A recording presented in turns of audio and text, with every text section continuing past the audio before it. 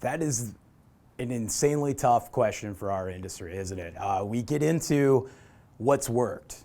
Grandpa taught us this. My father adopted it. We're using equipment that is the same age or very similar technologies from what we did 40 years ago. You look at when the portable drill rig first came to market, was the same time as the commercial airplane. And look at the advances we have in airplanes versus drill rigs. So when I start looking at what technologies can help me along with keeping what I learned in my base, Grandpa was really good at being able to have notes and logs because we didn't have Google, right? So, keeping all of the family history and the great base material that made us a good drilling company. And then you look at what Dad did or Mom to progress the company into business, into marketing, keeping your whole core and then looking at what the oil field's doing right now that we can take. What technologies, hands-free breakout systems, automations that mitigate risk.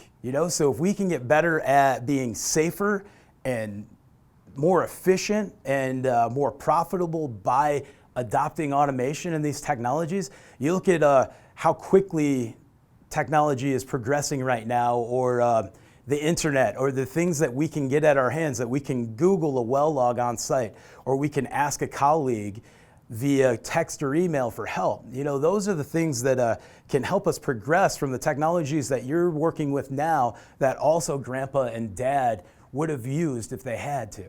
So it's about keeping your core, remembering your roots, and then not being scared to adopt new technologies. If it's bits, if it's drilling fluids, if it's a new method, run with it. We don't have to be trial and error anymore.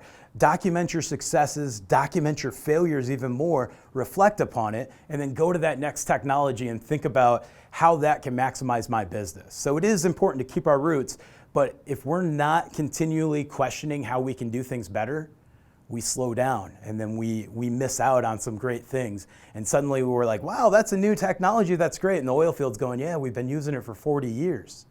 So we just grab it and run with it.